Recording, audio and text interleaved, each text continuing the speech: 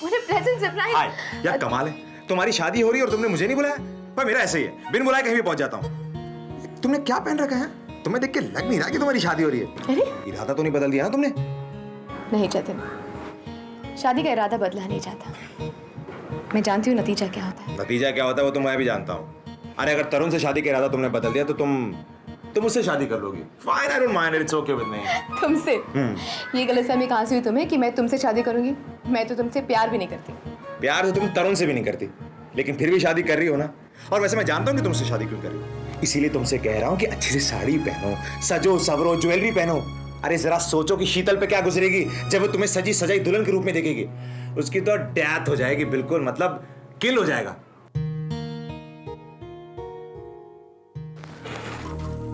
कल रात मेरे घर में एक आदमी आया था चतुर्वेदी। वो मुझसे नहीं मिला, मेरे नौकर से मिलकर चला गया। वो नौकर बहुत पुराना नौकर है। मेरी शादी से पहले आया था वो हमारे घर, इसलिए उसने उस आदमी को देखते ही पहचान लिया। कौन था वो आदमी? दिनेश चोपड़ा। दिनेश चोपड़ा आपका पहला पति? मुझे मालूम था शीतल जी। तुम्हें मालूम था? क्या मालूम था? मेरी जिंदगी में एक अनहोनी हो गई है और तुम कहते हो कि तुम्हें मालूम था? How is that possible? ये मुमकिन कैसे हो सकता है चतुर्वेदी? दिनेश चोपड़ा तो मर चुका है, ये खबर तुमने ही मुझे दी थी, राइट? और आज तुम कहते हो कि दिनेश चोपड़ा जिंदा हो गया? कैसे?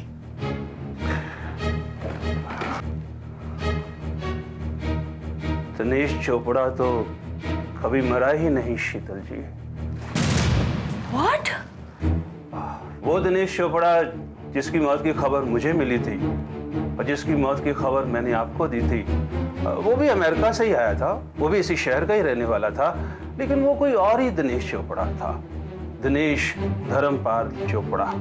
और जिसे हम ढूंढ रहे थे उसका नाम है दिनेश द्वारकानाथ चोपड़ा। मरने वाले के इनिशियल्स में पिता की नाम की जगह डी लिखा था, दिनेश डी चोपड़ा। लेकिन वो डी फॉर द्वारकानाथ नहीं बल्कि डी फॉर धर्मपाल था। एक अजीब इत्तेफाक कि दोनों नामों के इनिशियल्स सेम थे। बस इसीलिए मैं धोखा खा गया। और जब मुझे दिनेश चोपड़ा कहीं नहीं मिला, मैंने मान लिया कि मरने वाला दिनेश डी चोपड़ा ही वही दिनेश है जो हमें नहीं मिल रहा। तुम सच कह रहे हो? जी मैम, मैं बिल्कुल सच कह रहा हूं। तुम झूठ क्यों बोलोगे? लेकिन अपनी इस गलती का एहसास कब हुआ तुम्हें? तब जब बहुत देर हो चुकी थी। अब इस हिसाब से आपकी शादी होने के बाद जब मैं ऑफिस लौट रहा था, मैंने अचानक दिनेश चोपड़ा को देखा। आपकी दी हुई तस्वीर से मैंने उसे एकदम पहचान लिया। मुझे तो अपनी आंखों पर यकीन ही नहीं हो रहा था कि मैं दिनेश चोपड़ा को देख रहा हूं। कहां देखा तुमने दिनेश को? ट्रैफिक सिग्नल पर। मेरी टैक्सी के पास ही आकर उनकी गाड़ी रुकी। ग्रीन सिग्नल होते ही वो चले गए। मैं ऑफिस गया और वार्ड ऑफिस में जो मेरा सोर्स था, मैंने इमीडिएटली उसको कांटेक्ट किया। बहुत देर रिकॉर्ड्स उलट पुलट करने के बाद मुझे एहसास हुआ कि मैंने क्या गलती की है। मैं दिनेश धर्मपाल चोपड़ा को दिनेश द्वारकानाथ चोपड़ा समझ बैठा हूं। तो फिर तुमने मुझे ये बात पहले क्यों नहीं बताई? क्या करता आपको बताकर? आपकी शादी की खुशियों में विघ्न डालता। खैर, जो होना था वो हो चुका। अब तो हमें ये देखना है कि दिनेश अपनी चाल क्या चलता है। वो तो अपनी चाल चल चुका। क्या? उसने मेरी और अभय की शादी की तस्वीरें खींची हैं। Oh, I see. समझ गया मैं। लेकिन शीतल जी, आप बेफिक्र रहिए, ये कोई बहुत बड़ी प्रॉब्लम नहीं है। आप बहुत सस्ते में छुटकारा पा सकती हैं। सस्ते में? हाँ, तस्वीरें लेने का सीधा मतलब ये है कि वो आपको ब्लैकमेल करना चाहता है। बस आप उससे 1 करोड़ रुपया दे देना और छुटकारा पा लीजिए उससे। तुम्हारा मतलब है अगर मैं उसे 1 करोड़ दे दूंगी तो वो मुझे तलाक दे देगा? लगता तो ऐसा ही है। उसने अभी तक आपको कांटेक्ट तो नहीं किया ना? नहीं। तो फिर आप एक काम कीजिए, वो आपको जब भी कांटेक्ट करे आप उससे कहिए कि जो भी बातचीत उसे करनी है वो आपके लॉयर यानी कि मुझसे करे। मैं उसे डाइवोर्स पेपर्स दूंगा, उस पर साइन लूंगा और उसे 1 करोड़ रुपया दे दूंगा। अब आप बेफिक्र होकर जाइए, आपको देर हो रही होगी। देर हो रही है? किस लिए?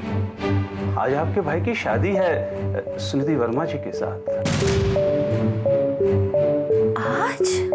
आपको मालूम नहीं है क्या? लेकिन माँ ने तो कहा था कि शादी अगले हफ्ते है। कमाल है, मुझे तो रोनी जी ने कहा कि शादी आज ही हो रही है। और शादी होते सुनीति सिंघानिया बन जाएगी। और मैं पेपर्स तैयार कर लूं ताकि दर्पण सुनीति के नाम हो जाए। और तुमने वो पेपर्स तैयार कर लिए? जी नहीं, कर लेता, लेकिन आपने मुझे यहाँ बुला लिया। खैर कोई बात नहीं, मैं जाकर तैयार कर लूंगा। नहीं, तुम ऐसा कुछ नहीं करोगे। अब तक पावर ऑफ अटॉर्नी किसके नाम है चतुर्वेदी? आप ही के नाम है। तो इसका मतलब है मैं अब भी जो चाहूं कर सकती हूँ? सिवाय दर्पण को बेचने के। जानती हूँ, उसके लिए तो माँ के सिग्नेचर्स की जरूरत है। जी हाँ। एक बात का ख्याल रहे चतुर्वेदी, मेरे पति को अभय को दिनेश के बारे में पता ना चले। तुम जाओ, मुझे थोड़ा काम है, मैं काम खत्म करके निकलूंगी। जी, आप दिनेश चोपड़ा के बारे में बेफिक्र हो जाइए, मैं उसे हैंडल कर लूंगा। गुड डे शीतल जी। कैसे फिक्र ना करूं? दिनेश ने तो मुझसे 1 करोड़ मांगे और वो पैसे मुझे सिर्फ दर्पण बेच के मिल सकते हैं। और इतनी शॉर्ट नोटिस पे दर्पण को खरीदने के लिए सिर्फ एक आदमी तैयार होगा जो मुझे 1 करोड़ एडवांस में भी देगा। जगन लूथरा।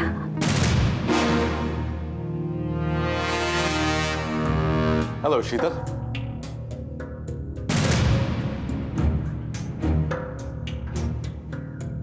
जगन लूथरा, आइए ना। कमाल है, मैं आप ही के बारे में सोच रही थी। बैठिए।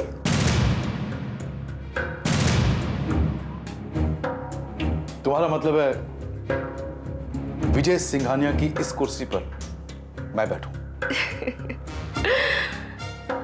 यही तो बरसों से चाहते हैं आप। हाँ शीतल, और यही काम करने आप यहाँ आए हैं, राइट? मुंह मांगी कीमत देने को तैयार हूं। जानती हूँ, लेकिन माँ दर्पण बेचना नहीं चाहती। मुझे? ऑब्वियसली। आपने वो पेपर्स भिजवाए थे ना, माँ ने उन पे साइन नहीं किया। देखिए। हाँ शीतल, पेपर्स तो वही हैं।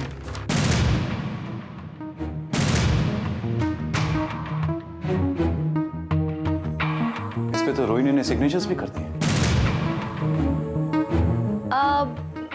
मैंने आपसे कहा ना, इत्तेफाक से मुझे वो पेपर्स मिल गए थे तो मैंने माँ से साइन करा लिए।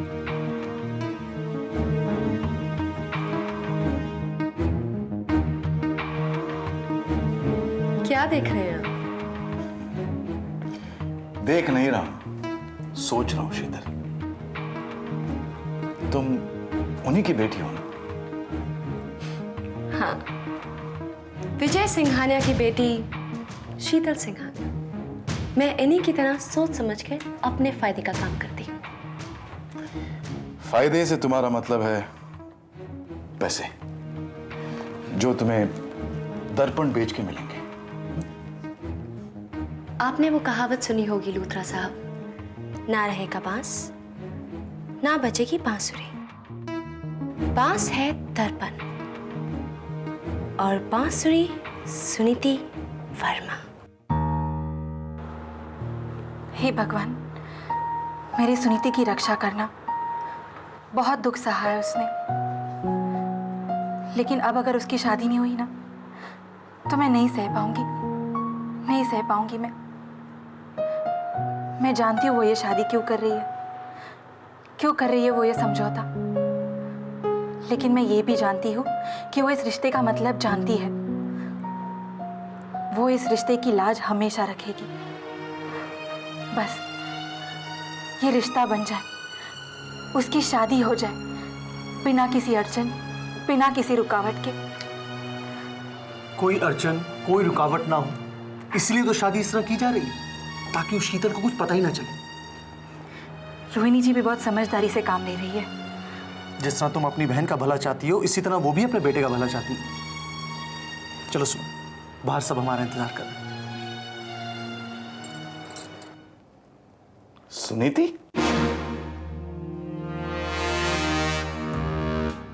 अच्छा अच्छा अच्छा। अभी मुझे सारी बातें समझ में आ रही हैं। यानी सुनीति दर्पण में काम नहीं करेगी, नहीं करेगी, कभी नहीं करेगी। और वो बेवकूफ रवि ने भी तो लिपस्टिक छोड़ दिया है। रवि? ऐसे कई रवि भटनागर मिल जाएंगे मुझे शीतल। लेकिन वो रवि सुनीति को बहुत प्यारा है।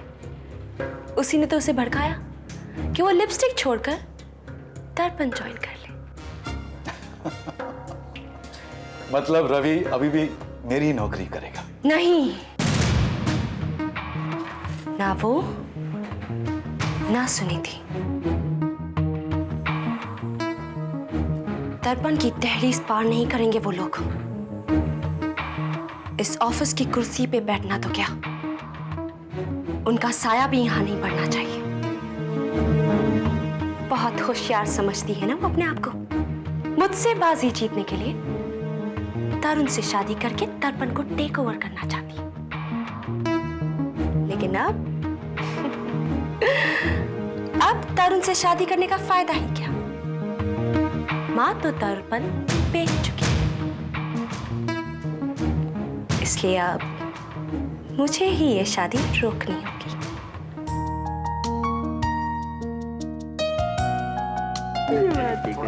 ये सामग्री को दो, मैं यहाँ पर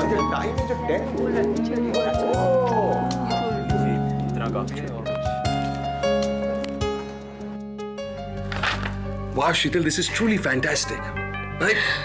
वाकई तुमने तो कमाल कर दिया। इसमें इतनी हैरान होने की क्या बात है? तुम तो जानते हो शीतल एक बार जो सोच लेती है वो करके ही रहती है। पर तुमने मुझसे कुछ क्यों नहीं कहा? अभय, मैं कहाँ जानती थी कि जगन लूथरा माँ की जाली दस्तखत भी एक्सेप्ट कर लेगा।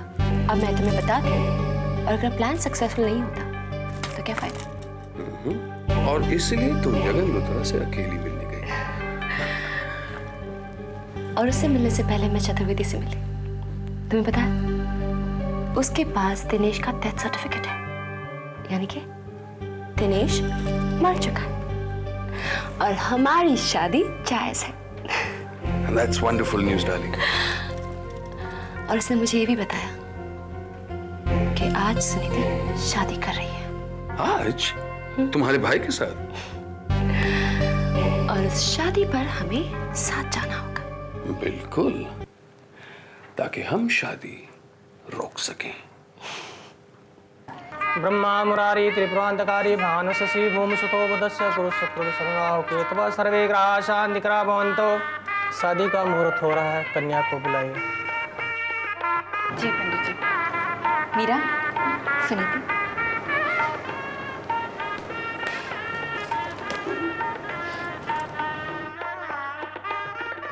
सुनीति,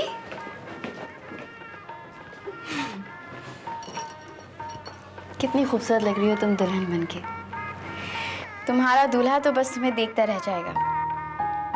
हाँ, दूल्हा जिसकी ना तुम्हें राह देखनी होगी और ना ही इंतजार में परेशान होना होगा, क्योंकि वो आ चुका है तुमसे शादी करने। हाँ मीरा, ये शादी होके रहेगी। इस शादी को रोक नहीं पाएगी शीतल, बिल्कुल।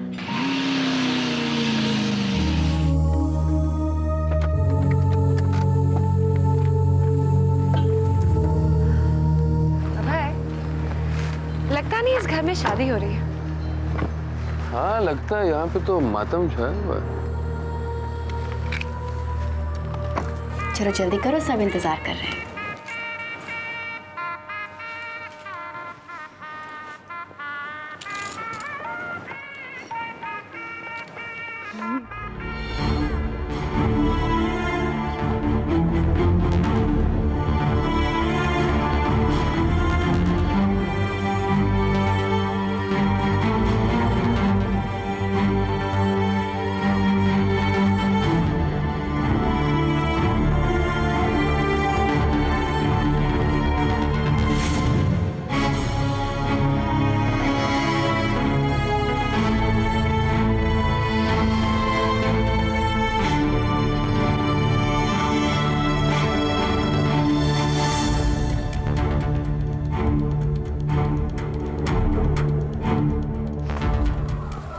वहीं रुक जाओ सुनीति।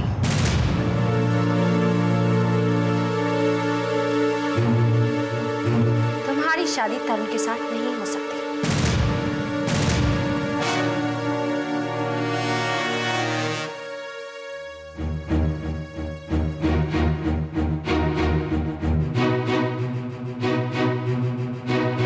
ये क्या बकवास कर रही हो तुम शीतल? मैं कहाँ बकवास कर रही हूँ माँ, मैं तो बस यही कहना चाहती थी कि अब ये शादी की कोई जरूरत नहीं है और ना ही कोई मतलब। तुम कहना क्या चाहती होती? तरुण, सुनीति तुमसे सिर्फ इसलिए शादी करना चाहती है ना ताकि वो मिसेस सिंघानिया बन जाए और तुम उसे दर्पण सौंप दो, है ना? हाँ। लेकिन दर्पण तो बिक चुका है।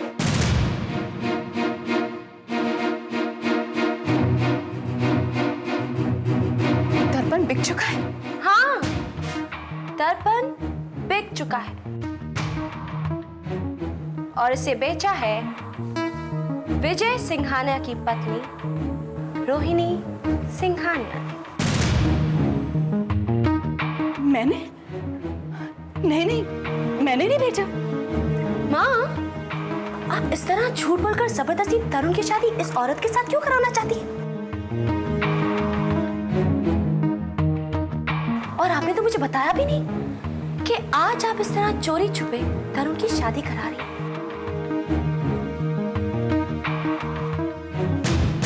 शायद आप डर गई हो कि कहीं तरुण को ना पता चल जाए कि आपने दर्पण के सेल के एग्रीमेंट पे साइन कर दिया। नहीं बेटा, मैंने कहीं साइन नहीं किया। एग्रीमेंट मेरे हाथ में है माँ और इस पे आपके सिग्नेचर साफ नजर आ रहे हैं। वो तो मैं ऑफिस गई थी और मुझे वहां चगलूतरा मिल गया। मैं बहुत हैरान हो गई माँ, उसे अपने पापा की कुर्सी में बैठे हुए देखकर।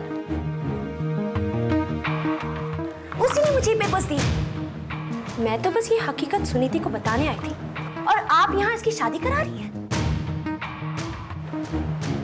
अच्छा नहीं किया आपने माँ। एक बार फिर बेचारी सुनीति दुल्हन बनी है और एक बार फिर बेचारी सुनीति की शादी नहीं होगी।